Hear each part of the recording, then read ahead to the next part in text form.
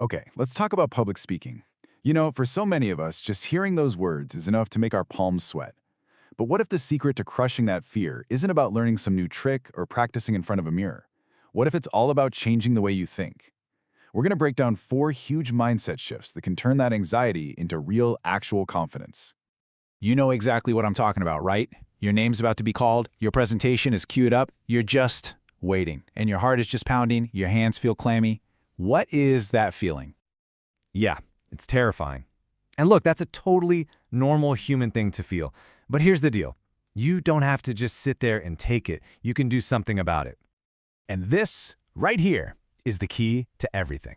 We always think, oh, I just need to practice more, or I need to learn better skills. But the idea we're exploring today is different.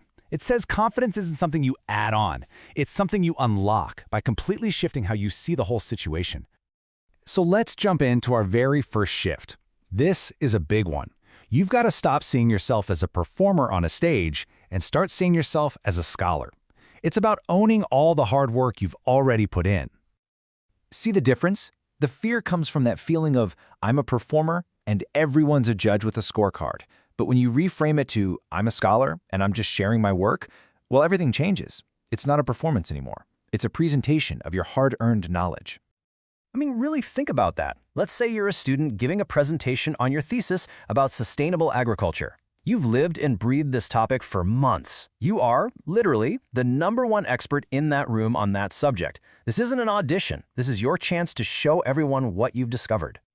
All right, let's get into shift number 2, because this one is a total game changer. It's all about how you handle those physical feelings, the shaky hands, the racing heart. The secret is, those nerves aren't your enemy. They're actually your superpower. Again, it's all in the reframe. The little voice of fear in your head says, oh no, my hands are shaking. Everyone can see I'm falling apart. But the reframe is so much more powerful. That's not weakness. That's adrenaline. That's pure energy you can use to make your delivery passionate and exciting, not flat and boring.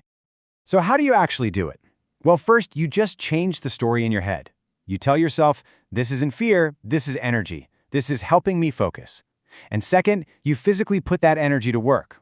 Instead of trying to hide your shaky hands in your pockets, use them. Turn that nervous tremor into a powerful, intentional gesture to drive home a point. To your audience, it won't look like fear, it'll look like passion. Okay, time for shift number 3.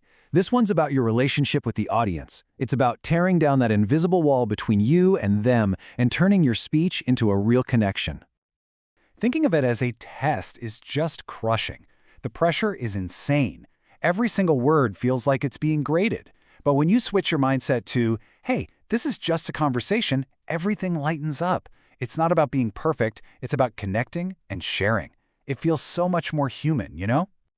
This is so important to get into your head. The audience, whether it's your classmates, your boss, your colleagues, they actually want you to do well.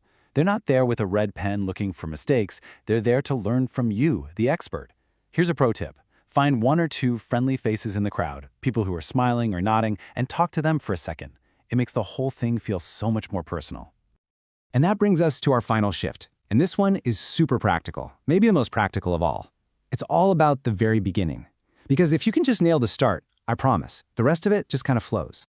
Think of those first 30 seconds as your momentum zone. This is your chance. It's where you establish your rhythm and your confidence. If you can just get through that little part smoothly, you build this wave of momentum that carries you right into a flow state. That's when your prep really takes over and you're just talking. The trick is to over-prepare just that tiny opening bit. Let's be real, what does this actually look like? A weak start is, hi, today I'm going to talk about, it's fine. But a strong start, something like a question.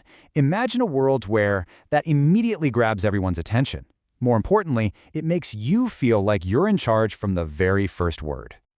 So let's wrap it all up. Here are the 4 shifts that will completely change the game for you. Number 1, you are a scholar, an expert sharing what you know. 2, your nerves are just energy. Use that fuel. 3, it's a conversation with people who are on your side. And 4, nail those first 30 seconds to build unstoppable momentum. You know, in the end, it really does come down to this. Confidence isn't some magical quality you either have or you don't.